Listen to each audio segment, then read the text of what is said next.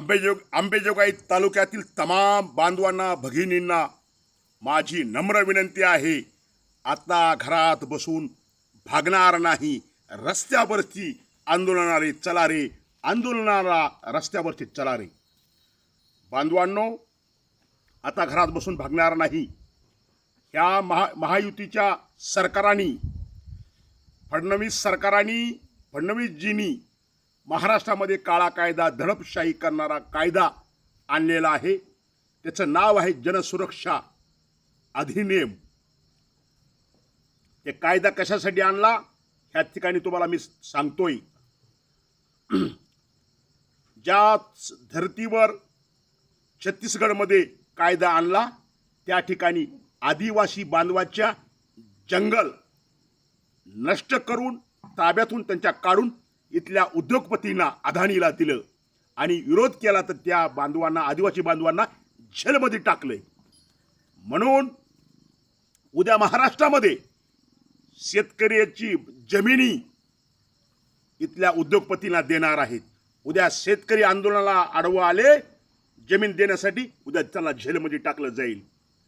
त्या धर्तीवर महाराष्ट्रामध्ये संविधानाने, देशात माणसाला संविधानाने जो अधिकार दिलेला आहे, कलम नंबर 19, माणसाला शांतपणे एकत्र जमण्याचा, बोलण्याचा, लिहिण्याचा, न्याय हक्कासाठी आंदोलन करण्याचा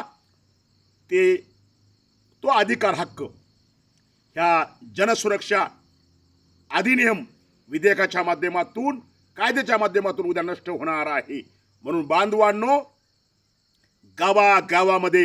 गावागावामध्ये आंदोलन करा इथल्या सरकारच्या विरोधामध्ये. उद्या माझ्या गावामध्ये 9:30 वाजता उद्या माझ्या गावामध्ये जनसुरक्षा कायद्याच्या विधेयकाच्या विरोधामध्ये रस्ता रोको आहे. त्याच पद्धतीनं दुसरी मागणी आहे आमची, ज्या मुख्यमंत्र्यांनी विधानसभेच्या अगोदर फडणवीसजींनी शब्द दिला होता की प्रत्येक शेतकऱ्याचं सरसकट आम्ही कर्ज माफ करू, आणि आता हे कर्ज माफ करत नाही. जनसुरक्षा कायदा आणलेला आहे. त्याच पद्धतीनं स्वप्नाव सूर्यवंशी यांचा खून झाला, त्यांच्या जे मारेकरी पोलीस आहेत त्यांच्यावर 302चा गुन्हा दाखल झाला पाहिजे. त्याच पद्धतीनं महाबोधी विहार हे बौद्ध बांधवांच्या ताब्यात दिलं पाहिजे. 1949चा कायदा रद्द झाला पाहिजे. त्याच पद्धतीनं ह्या ठिकाणी महाराष्ट्रामध्ये इथल्या दलितावर अन्याय, अत्याचार होत आहात त्या कुटुंबाचं पुनर्वसन झालं पाहिजे.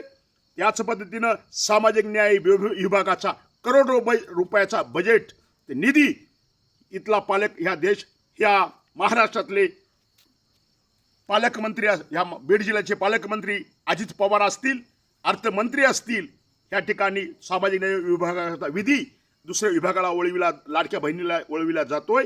आमची मागणी, लाडक्या बहिणीला तुम्ही कुठलाही निधी उपलब्ध करा, लाडक्या बहिणीला लाखो रुपये वाटप करा, पण सामाजिक न्याय विभागाचा निधी वळवू नका.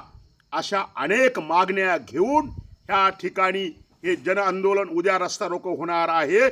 आणि शेतकऱ्याच्या मालाला भाव मिळाला पाहिजे, अशा अनेक मागण्या घेऊन उद्या आम्ही पाटोदा ह्या ठिकाणी रस्ता रोको करतोय. बांधवानं, त्याच धर्तीवर तुम्ही सुद्धा गावागावामध्ये रस्ता रोको करा, आंदोलन करा, अशी ह्या व्हिडिओच्या माध्यमातून ह्या ठिकाणी तुम्हाला मी हात जोडून विनंती करतो. अभी नहीं तो कभी नहीं. म्हणून आपण सारे ह्या ठिकाणी गावागावात आंदोलन करूया, न्याय हक्कासाठी रस्त्यावर येऊया. आणि आपला जो संविधानानं दिलेला अधिकार आहे, तुम्हाला भाषण करण्याचा असेल, लिहिण्याचा असेल, बोलण्याचा असेल, मत मांडण्याचा अधिकार असेल, तो अधिकार ह्या देशामध्ये, या महाराष्ट्रामध्ये अबाधित राहिलाच पाहिजे. पण उद्या हे सरकारने, ह्या सरकारी केंद्र सरकारमधलं सरकार अपयशी ठरले, महाराष्ट्रामधलं सरकार अपयशी आहे. आणि उद्या ह्या महाराष्ट्रामध्ये विद्रोह तयार होईल. सरकारच्या विरोधामध्ये माणसं रस्त्यावर येतील. म्हणून उद्या रस्त्यावर येण्याच्या अगोदरच हे जनसुरक्षा विधेयक नावाचं अधिनियम, कायदा ह्या ठिकाणी आणलेला आहे. सरकार माणसाची जनसुरक्षा नाही, माणसाची सुरक्षा नाही, सुरक्षा आहे सरकाराची. म्हणून बांधवांनो, जागे व्हा आणि उद्या आपण माझी सर्वांना विनंती आहे, जवळल्या गावातील सर्व बांधवांनी, शेतकरी बांधवांनी, कार्यकर्त्यांनी पाटबंधाच्या रस्ता रोकोला सर्वांनी हजर राहो. एवढं बोलतो, थांबतो. जय शिवराय, जय भीम, जय